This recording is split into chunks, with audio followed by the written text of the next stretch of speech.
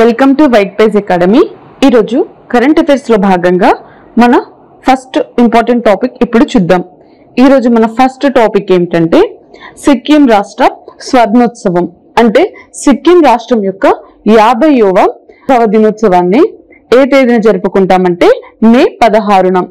సిక్కిం రాష్ట్ర ఏర్పాటు సంవత్సరం ఏ సంవత్సరంలో జరిగిందంటే 1975 మే 16న.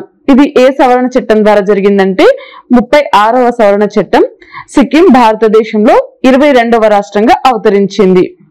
నెక్స్ట్ టాపిక్, స్వీడన్ కు భారత రాయబారిగా ఇటీవల నియమితులైన వారు ఎవరు అంటే అనురాగ్ భూషణ్. ఇతను భారత రాయబారిగా స్వీడన్ కు నియమితులయ్యారు. నెక్స్ట్ టాపిక్ జాతీయ డెంగ్యూ దినోత్సవం. దీనిని ఏ తేదీన జరుపుకుంటాం? 2025లో దీని యొక్క థీమ్ ఏమిటో ఇప్పుడు చూద్దాం.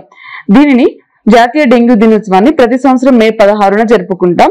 అయితే 2025లో దీని యొక్క థీమ్ ఏమిటంటే act early, prevent dengue, clean surroundings, healthy living. Next topic, అంతర్జాతీయ మ్యూజియం దినోత్సవం. దీని యొక్క థీమ్ ఏమిటి?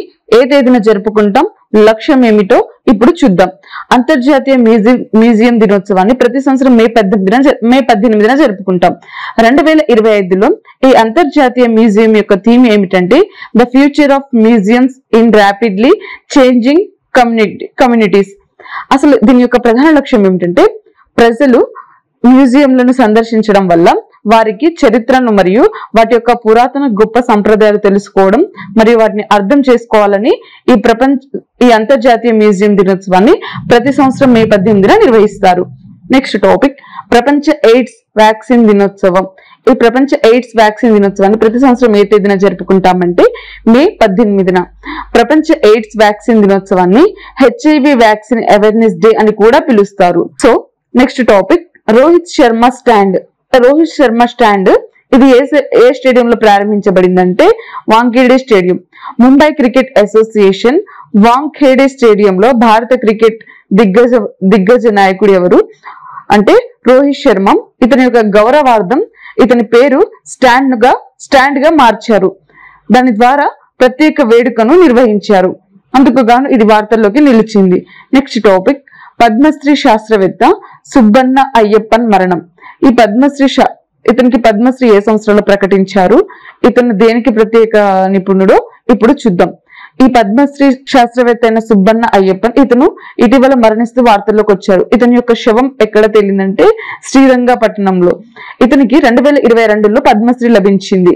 ఎందుకునంటే మత్స్యశాస్త్రం మరియు గ్రామీణ అభివృద్ధికి కృషి చేసినందుకు గాను ఇతనికి 2022లో పద్మశ్రీ అవార్డుతో సత్కరించారు.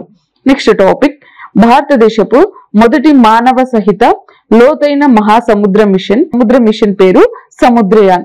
దీనిని ఏ సంవత్సరంలో ప్రారంభించబడుతున్నారంటే 2026లో.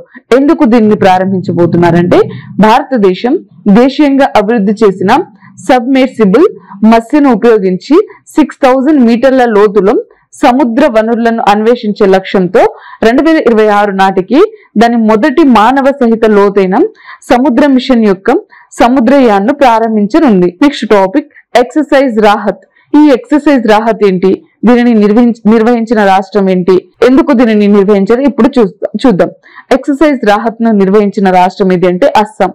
భారతదేశం యొక్క విపత్తు ప్రతిస్పందన సామర్థ్యాలను బలోపేతం చేయడం కోసం ఒక ముఖ్యమైన అడుగులో భాగంగా ఇండియన్ ఆర్మీ మరియు national disaster response force exercise Rahat ఒక పెద్ద స్థాయి ఉమ్మడి మానవతా సహాయం మరియు విపత్తు ఉపశమన అనుకరణను నిర్వహించాయి.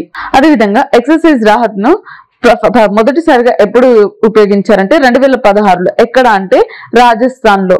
ఎందుకు దీనిని ఉపయోగించారంటే భూకంప ప్రతిస్పందన కోసం. నెక్స్ట్ టాపిక్, రాష్ట్రపతి ద్రౌపది ముర్ము గవర్నర్ బిల్లు ఆమోద అధికారాల గురించి తెలిపే ఆర్టికల్ ఏది అంటే ఆర్టికల్ 143.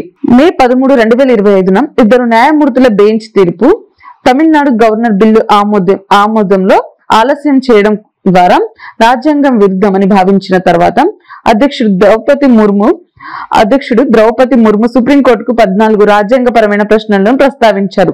అందుకు గాను ఈ ఆర్టికల్ 143ను ఆమోదించారు. గవర్నర్లు మరియు రాష్ట్రపతి యొక్క విచక్షణ అధికారాలు మరియు ఆర్టికల్ 143 ప్రకారం న్యాయపరమైన జోక్య పరిమితుల గురించి దీర్ఘకాలికంగా ఉన్న సందిగ్ధతలను పరిష్కరించడం కోసం ప్రయత్నిస్తున్న చర్యల భాగంగా ఈ ఆర్టికల్ 143 అనేది చాలా ముఖ్యమైనది. నెక్స్ట్ టాపిక్ చెంచు తెగ. ఈ చెంచు తెగ ఎందుకు వార్తల్లోకి వచ్చారు ప్రత్యేకంగా, వీరు ప్రధానంగా ఎక్కడ కనిపిస్తారు ఇప్పుడు చూద్దాం. ఈ చెంచు తెగ వారు ప్రధానంగా నల్లమలై ఫారెస్ట్ లో కనిపిస్తారు. ఇది ఎక్కడ ఉందంటే ఆంధ్రప్రదేశ్ లో. వీరు ఆంధ్రప్రదేశ్ తో పాటు ఆంధ్రప్రదేశ్ తో పాటు ఈ చెంచులు ఎక్కడ కనిపిస్తారంటే తెలంగాణ, కర్ణాటక మరియు ఒడిశాలో కూడా కనిపిస్తారు. ఇది ఎందుకు ప్రత్యేకంగా వార్తల్లోకి వచ్చారంటే తెలంగాణ ప్రభుత్వం ఇటీవల చెంచు గిరిజన కుటుంబాలకు 10,000 ఇందిరమ్మ ఇళ్లను మంజూరు చేసింది.